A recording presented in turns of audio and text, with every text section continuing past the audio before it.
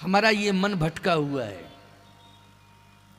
और इतना भटक चुका है कि आप बैठे यहां हो लेकिन मन आपका पहुंच गया लखनऊ। आप यहां बैठे हो लेकिन आपका मन पहुंच गया है जहां आपका खेत खलियान होगा, है ना, वहां पहुंच गया होगा, क्योंकि खेती का काम चल रहा है ना, मन वहां पहुंच गया होगा। कुछ लोगों का मन रिश्ते संबंधों में पहुंच गया होगा कि मुझे वहां जाना था, वहां शादी थी लेकिन नहीं पहुंच पाए, चलो मन वहीं लगा हुआ है। प्यारे, ये मन जो है कैसे बस में हो सकता है? चंचलम ही मना कृष्णा, ये मन बड़ा चंचल है, भगवान श्री कृष्ण के श्रीमुख का वाक्य है। असंशयम महावायु, वायु से भी ज्यादा चलायमान, मतलब वायु इतनी चलायमान नहीं है जितना मन चलायमान है। अच्छा, तुलसीदास जी महाराज तो कहते हैं ये हमारा मन जो है विषयों में फंसा हुआ है। तो मन विषयों में फंसा हुआ है, मन हमारा इधर उधर भटक रहा है, पता नहीं ये मन कहां कहां जा रहा है। इस मन को वश में करने के लिए केवल एक ही उपाय है, वो है कथा।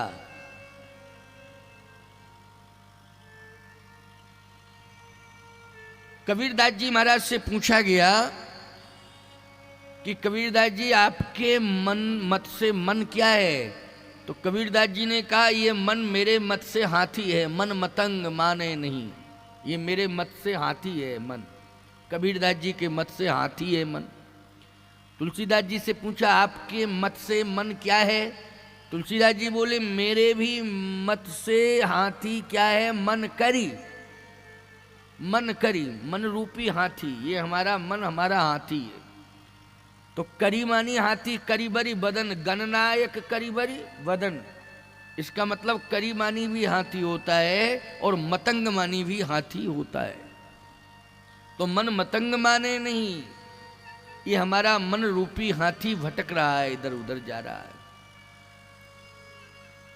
तो प्यारे, इस हाथी, ये मन रूपी हाथी को भटकने से लाभ क्या है? बोले आनंद ले रहा है, यहां जाता है वहां जाता है, वहां आनंद ले रहा है।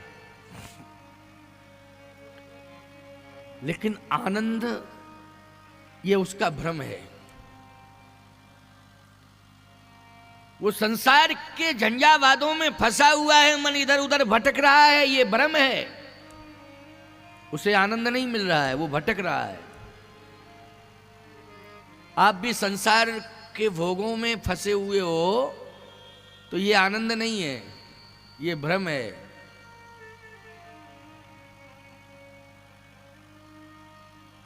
सावधान, ये भटकने वाला मन आपको सम्मान नहीं दिला पाएगा। भटकने वाला मन आपको मंजिल तक नहीं पहुंचा पाएगा, चाहे जितनी कोशिश कर लेना। ये भटकने वाला मन आपको कभी शांति नहीं दिला पाएगा। फिर मन को स्थिर करना पड़ेगा। मन स्थिर कहां होगा? बोले भगवान की कथा में। मन करी विषय अनल बन जरई, मन करी विषय अनल बन जरई, मन करी विषय अन बन जरही, होय सुखी जो यही सर परई, होय सुखी जो यही सर परही, मन करी विषय अनल बन जरई, मन कर विषय अनल पर जरही। मन करी विषय अनल बन जरई। मन कर विषय अनल वन जरई, होय सुखी जो यही सर परई। इसका अर्थ यही है कि एक हाथी होता है जो पशु संस्कृति में जन्म लेता है, वो जंगल में पैदा होता है। क्यों भाई, होता है कि नहीं होता है? कहाँ पैदा होता है हाथी? जो पशु संस्कृति में पैदा हुआ, जंगल में। ये हमारा मन रूपी हाथी भी जंगल में ही पैदा होता है। आप कहो महाराज कैसी बात कर रहे हो आप, अटपटी। अरे अटपटी बात को पहले समझने की कोशिश करो।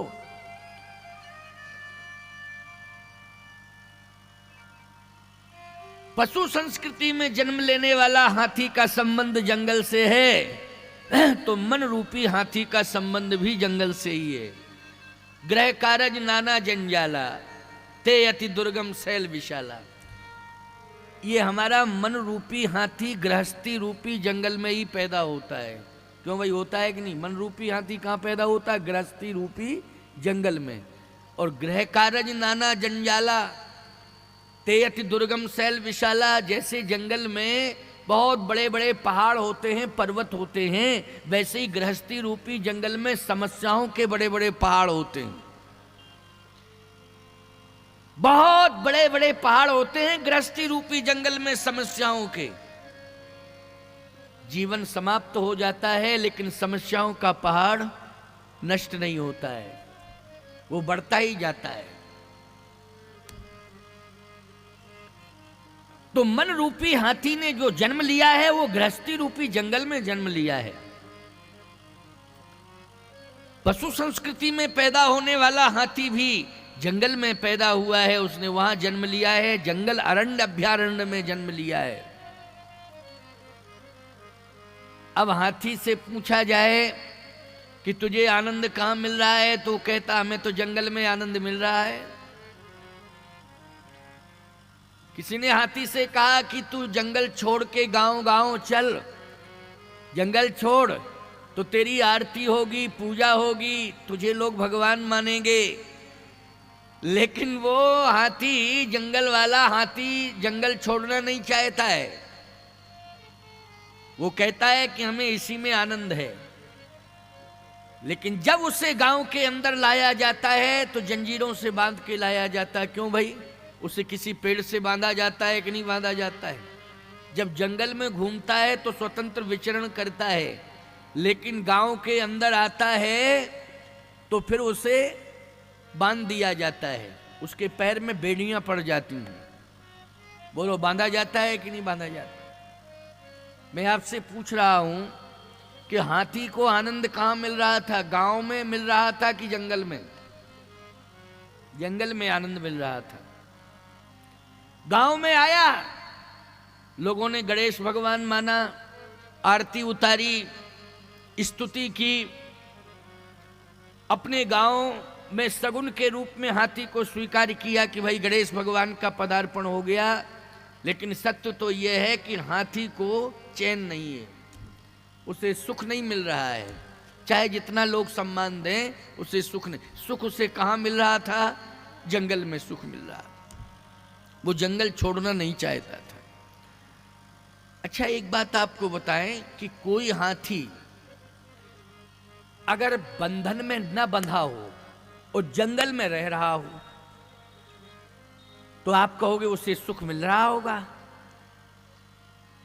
नहीं प्यारे, एक दिन वो कंडीशन पैदा हो जाती है कि उसे वो जंगल छोड़ के, अपने आप जंगल छोड़ के भागना पड़ता है। अपने आप ही जंगल छोड़ के भागना पड़ता है। हाथी के सामने वो कंडीशन पैदा हो जाती है। कब? जब जंगल में आग लग जाती है तब। समझ रहे हो मेरी बात को कि नहीं? जंगल में जब आग लग जाती है तो बोलो वो हाथी जंगल के अंदर रहता है कि जंगल छोड़ के भागता है? जंगल छोड़ के भागता है। लेकिन समस्या क्या खड़ी हो गई? जिस दिशा की ओर हाथी जा रहा है उसी दिशा में आग लगी है। उसने दिशा बदली, दूसरी दिशा को पकड़ा, उसमें भी आग तीसरी दिशा को पकड़ा उसमें भी आग, चौथी दिशा को पकड़ा उसमें भी आग, चारों दिशाओं में आग ही आग। अब हाथी क्या सोचेगा, सोचिए, आग ही आग है। तब वो ये सोचेगा कि मैं बचूं कैसे, बचने का कोई उपाय। तो वो भगवान से प्रार्थना करेगा कि प्रभु मुझे बचा लो, मुझे बचा लो। भगवान ने यदि हाथी से पूछ दिया कि तू बचेगा कैसे, बचेगा कैसे तू ही बता, तो हाथी कहता है एक ही उपाय है। क्या? इस जंगल के बीच में जल से भरा हुआ सरोवर यदि कहीं मुझे मिल जाए तो मैं बच सकता हूं। क्यों भाई? तभी इसी कंडीशन में हाथी बचेगा। जल से भरा हुआ सरोवर यदि उसे मिल गया तो निश्चित है कि हाथी बच जाएगा, अग्नि उसका कुछ बिगाड़ नहीं पाएगी, अस्तित्व उसका बच जाएगा।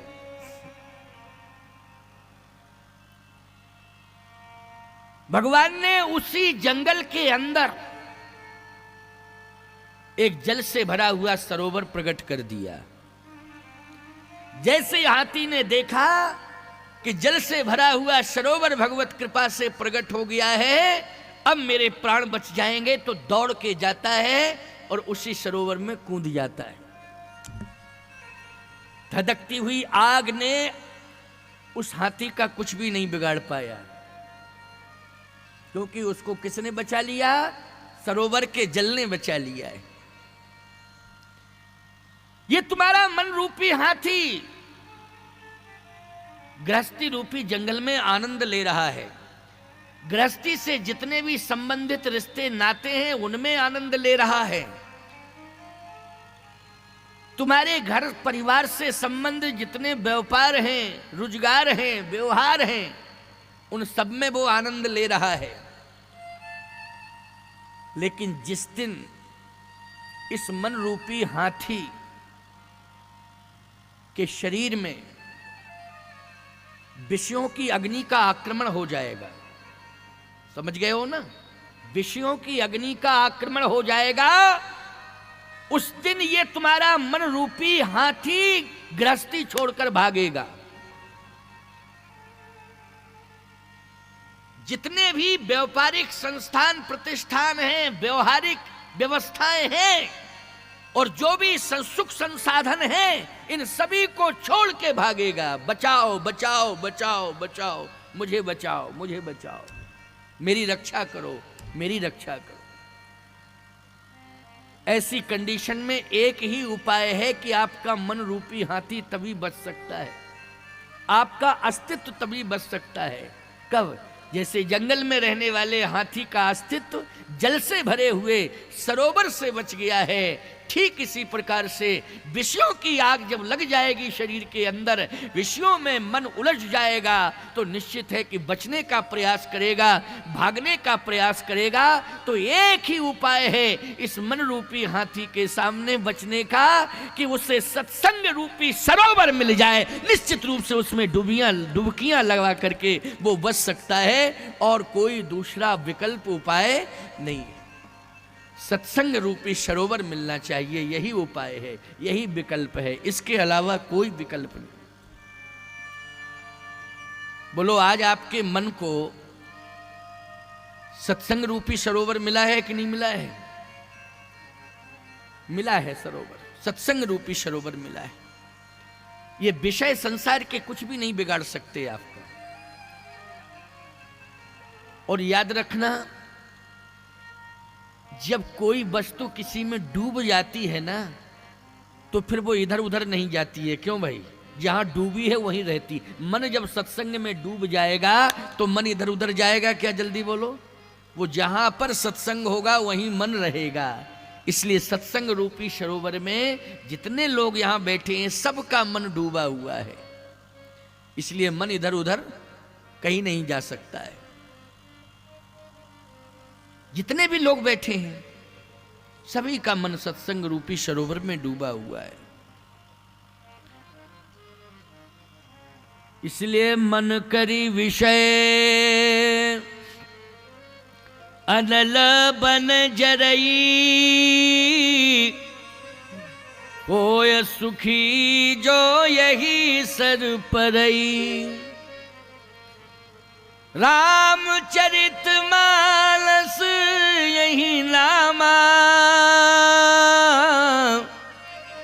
सुनत श्रवण पाइए विश्राम। रामचरितमानस यही नामा सुनत श्रवण पाइए विश्रामा।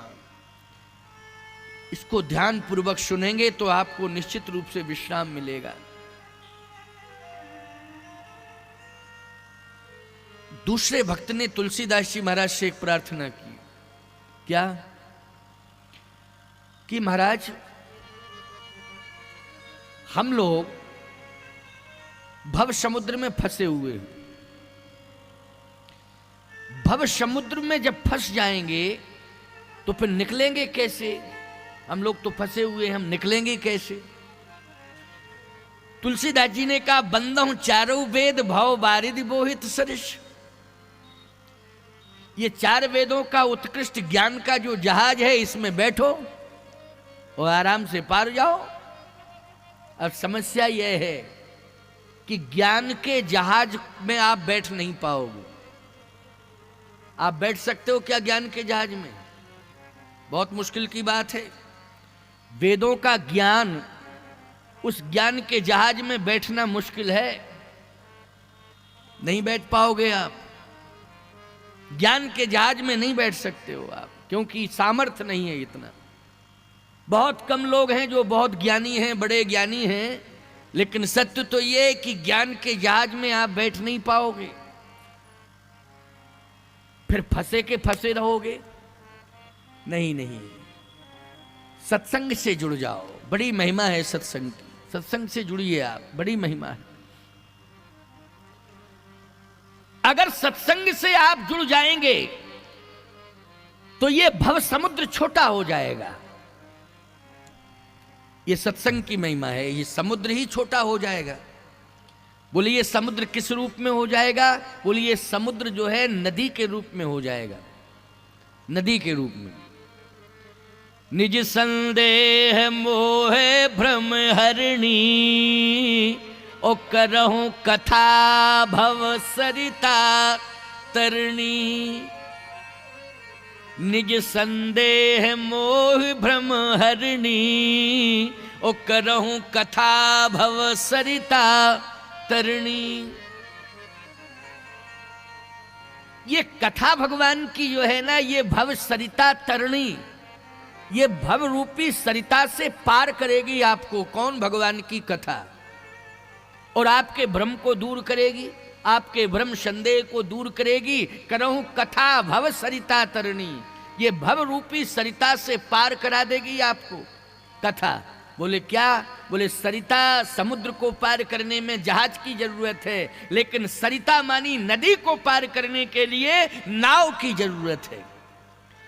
इसलिए राम कथा भवसागर चही पार जो पावा,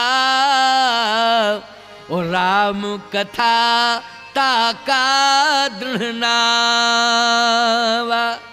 ये राम जी की कथा नाव है। आज आप सब किस में बैठे हो? राम कथा रूपी नाव में बैठे हो। बोलो बैठे हो कि नहीं? अच्छा, नाव चलाने वाला कौन है? नदी में नाव चलाता है वो होता है केवट, और यहाँ सत्संग रूपी नाव जो चलाता है वो सदगुरु होता है। प्यारे, आज सदगुरु स्वयं नाव चला रहा है, आप सभी बैठे हुए हैं। बोलो पार होने में किसी प्रकार का कोई संदेह है? कोई संदेह। इसलिए आप सरिता, ये भव रूपी सरिता को तो निश्चित रूप से